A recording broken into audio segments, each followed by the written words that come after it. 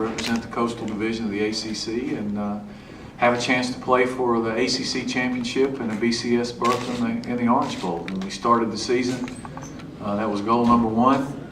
And to our guys' credit, they've fought their way here. There are only two teams that are left playing for it, and we've got a chance to play against a very good Clemson team tomorrow night with all that on the line. So excited to be here and looking forward to the game.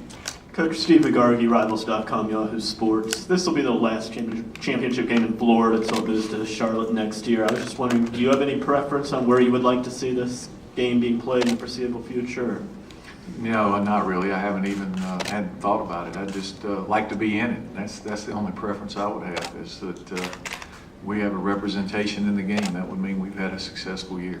I think wherever you play it, I'm sure they'll do a great job. Heather Dinich with ESPN.com. Just wanted to check back and make sure that Josh was healthy all week, and if not, if that changes anything in your game plan if you have to use J-Bo. I think Josh will be fine. If something happens that he can't play or wouldn't play, then we wouldn't change anything with J-Bo. I mean, the game plan is what it is, and we're very confident that he could go in and run what we've got planned for this game, so it wouldn't change a whole lot. Hey, Coach, Ed McGranahan, Greenville News. Are you amused or bemused, or do you not care that now you're being considered maybe an innovator, an offensive innovator, and that maybe this may be the first indication of a move back to option football? I hadn't had time to think much about that. I think that football goes in circles anyway, and with the big rage with the Wildcat now, is pretty much the old single wing, and it just kind of goes in circles. I think defense does the same thing, and there are very few college football teams now that don't have some option component to their package.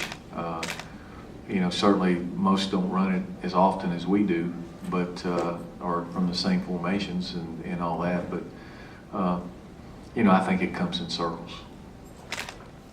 Paul, what would it mean if you could win the ACC Championship and go to the Orange Bowl in your second year?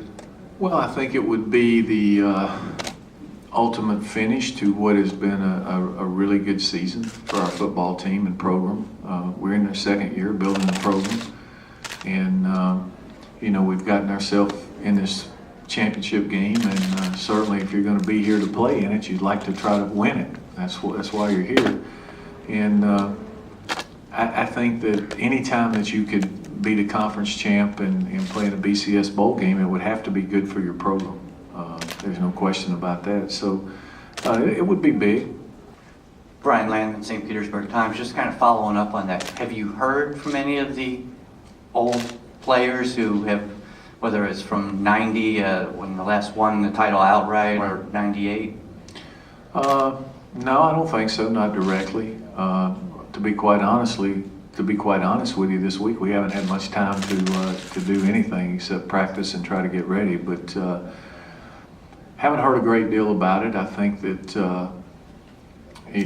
certainly I'm sure they'd be excited, and it's been even though Georgia Tech won the national championship in 1990, we've not been to a BCS bowl game in a long time. I think the way the structure was then. I don't know if they even called them BCS bowl games. They played in the Gator Bowl and won and won the national championship. But so it would be a milestone for the program, I think, and for our football program to get there.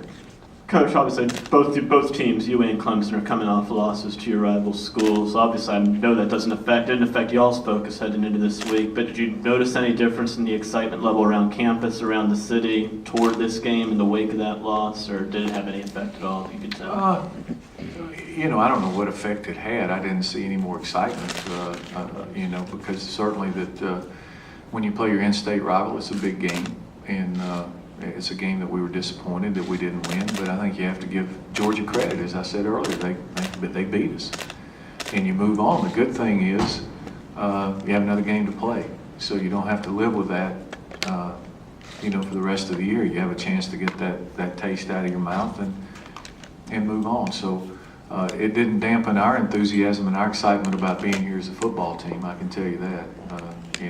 our goal is to try to win the ACC Championship, and that really didn't have anything to do with that goal.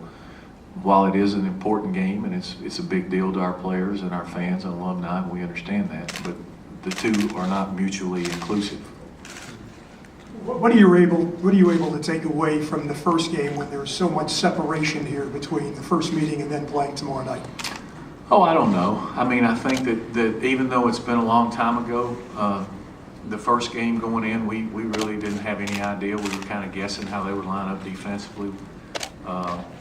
You know, we had played Clemson in Coach Sweeney's first week when he got the job, and the offense hadn't changed a whole lot. And, you know, I think it's similar. They do some different things, but it's pretty much, you know, a lot of the same components.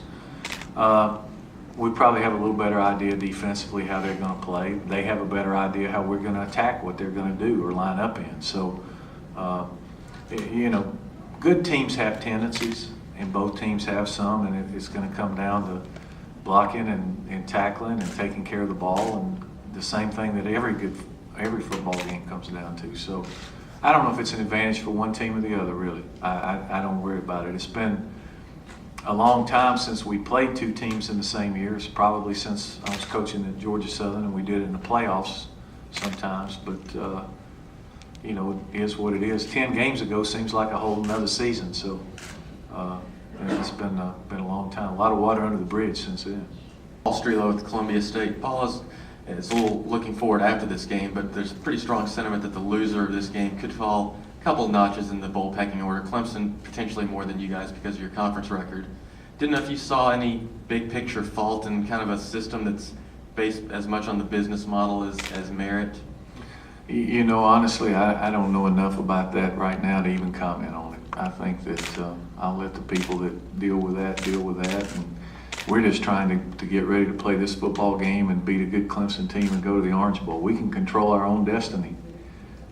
We just got to go out there and get it done. So I've never really been to a bad bowl game. They're all fun. They all have good things. So, you know, whatever happens, happens. But we're going to put everything we've got into going to Miami. That's our goal, is to get down there.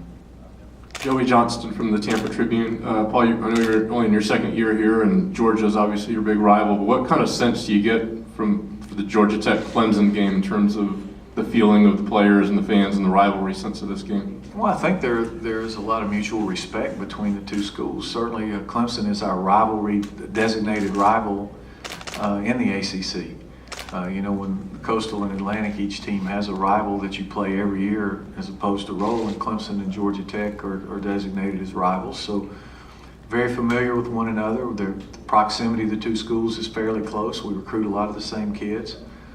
So I think, you know, I know on our end at Georgia Tech, we have a great deal of respect for Clemson and what they do, and love competing against them. They always have, you know, good athletes and a good program, and when the game's over, I think there's a lot of mutual respect.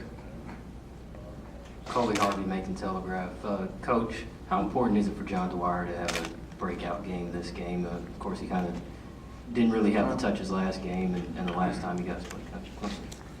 Well, it would be important, but he didn't have a breakout game the last time and we won. I mean, if you're asking would I rather him rush for 180 yards, you bet. I'd like to see him score 4 or 5 touchdowns. That'd be good too. But you know, we'd love to get John cranked up and get started. He's a great player, but I'm more worried about our overall deal than John.